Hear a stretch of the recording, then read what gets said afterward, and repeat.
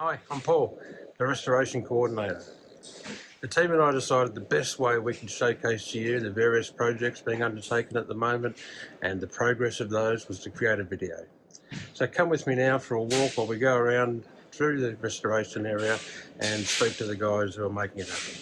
So we're outside with Ray and Peter, who have been working on the bird dog fuselage. How's it going, guys? Great. Getting there slowly. There's a lot of new learning experiences. Because this particular plane was crashed, wasn't it, Ray? Yes. So a lot of damage on the other side. We've taken part of that out. Okay. We've replaced the hole that takes the outrigger for the suspension wheel. Okay. But yeah, it was badly damaged back inside there. We've taken that panel out. We've just been working on that. Trying to get that in some resemblance of where it was. Alright. Well, I'll leave you guys to it. Thank you very much. We're in the cockpit of the Hercules C-130A. So what have you been doing in here, Rob? Well, there's a number of things we've been doing to try and restore the aircraft into a reasonable condition. When we received the cockpit, we discovered significant damage, weather damage to the windows, so we were having to replace all of those. A lot of external corrosion. The aircraft had been sitting outside in the weather for a good number of years. We've also managed to get all the cockpit lights working, including the overhead dome lights. Yep. All the instrument lights, the lights behind the circuit breakers. That'll make a much better display. Absolutely. Incredible number of gauges. Yeah. The centre panel there, they're all engine related. Okay. There's one gauge for each engine. The pilot's flight instruments on the left-hand side there, and most of them duplicated over on the co-pilot's side, so either crew member could control the aircraft.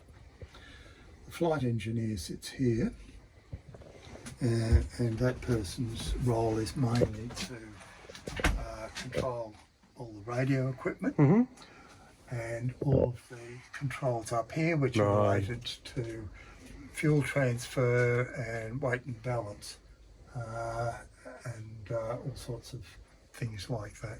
Okay. So something that sounds so simple, there's a lot of knobs and switches. Oh yeah, I'm sure, yeah.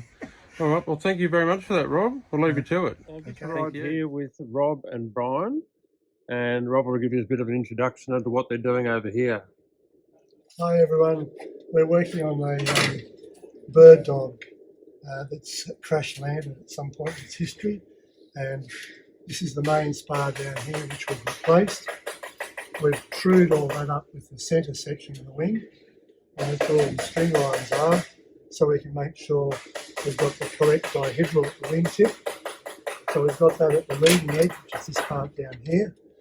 What we're now trying to do is to make sure that the trailing edge, which is where my hand is now, isn't skewed that way. Push this back that way so that this string line runs exactly along that edge there to ensure we have our, on this aircraft, it's a 12mm dihedral at the wingtip.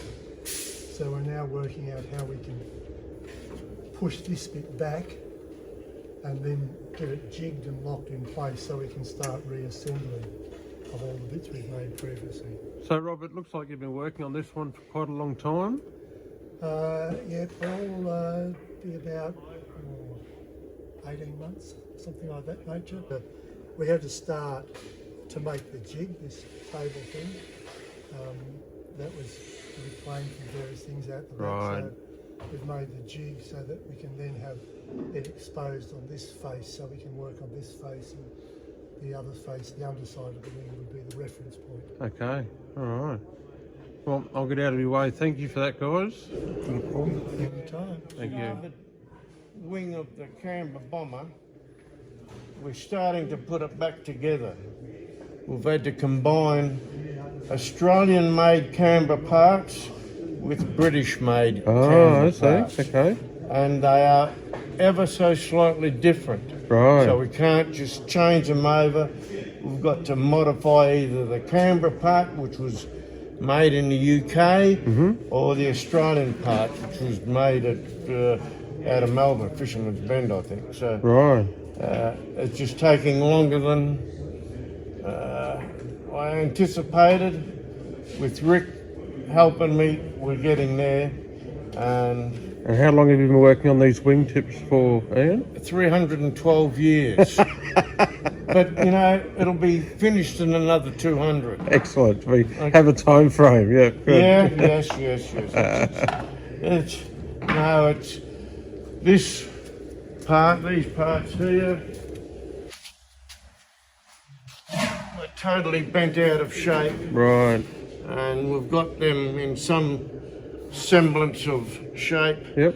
ready to be re-riveted onto this part of the wingtip here, which Right. we've just had to improvise with different parts so that we can put them together.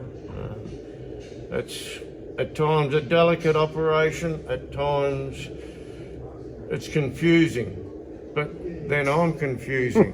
I confuse myself. We're in a good place, aren't we? Yeah. Well, thank you, Ian. Yep. But it's great, I love it. All right, so I'm underneath the Canberra Bomber with Jim. Jim's going to tell us a little bit about what he's been doing on the Canberra Bomber's hydraulics. Okay, so the hydraulics are obviously a very important part of an aircraft. If they're not working properly, then the plane doesn't fly. So I've been overhauling the hydraulic system on our plane here. This device here is the power unit that I use to test various hydraulic parts of the aircraft. Right, okay. This obviously is one of the landing gear wheels, Yep. which I've got my hand on. Up here are all the hydraulic pipes, Right, so yep. forth, the hydraulic cylinder over Yep, there yep. that is used to raise and lower the undercarriage. So many components, Jim, isn't there?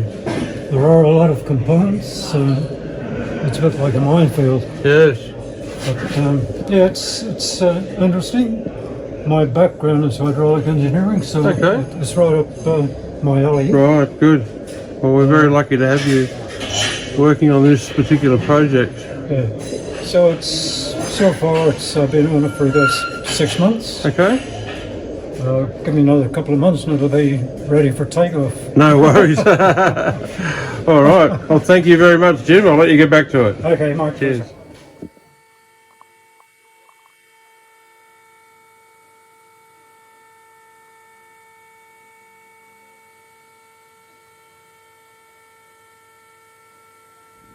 So Graham and Greg have taken the first bite out of what proves to be a monumental task, and that is to arrest the corrosion on the Caribou and slowly repaint the whole entire aircraft and make it watertight.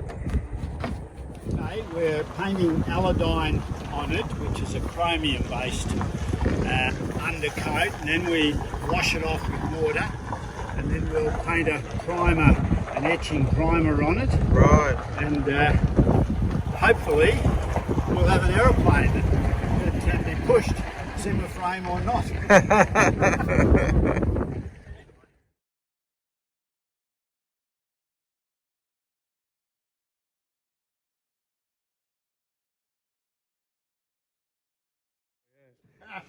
Thank you, Ian. Yep. But it's great, I love it.